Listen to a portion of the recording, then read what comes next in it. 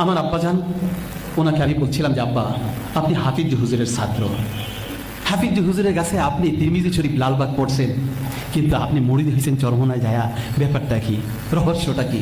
তখন আব্বাজান বলছেন, আমি হাফিজ হুজুরের এজাজত ছাড়া মুরিদ হই নাই, হাফিজ হুজুরের কাছ থেকে এজাজত নিয়েছি। আমি বললাম কিভাবে?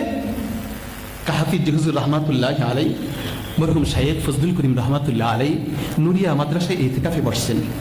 আব্বাজান যা বলতেছেন যে হযরত, এখন তো আপনি আছেন আমাদের মুরব্বী, খোদা না খাস্তা আপনি যদি চলে যান আমাদের মাথার তাজ চলে যাবে, আমাদের ছায়া চলে যাবে, আমরা কার কাছে যাব? হাফিজ হুজুর রহমাতুল্লাহ আলাই ইশারা দিয়া বলেন, এই কুতুবে আলম ফজলুল করিম কাছে তোমরা যাও। শুধু তাই না, হাফিজ হুজুর রহমাতুল্লাহ আলী একদিন মিম্বরে বসা, নুরিয়া মাদ্রাসার মিম্বরে বসা, নসিহত করতেছেন। নসিহতের ফাঁকে জিজ্ঞাসা করে, আমার ফজলুল করিম আসবে? ছাত্র কিন্তু, কাবার ফজলুল করিম আসবে? একজন বলছে যে হ্যাঁ হযরত আসতেছেন, কাশলে আমাকে বইল। তো এর ভিতরে যখন ঢুকছেন, হাফিজ হুজুর রহমাতুল্লাহ আলী মেম্বার থেকে দাঁড়াই গেছেন। ফজলুল করিম রহমাতুল্লাহ আলী মেহরাবের সামনে আসছেন।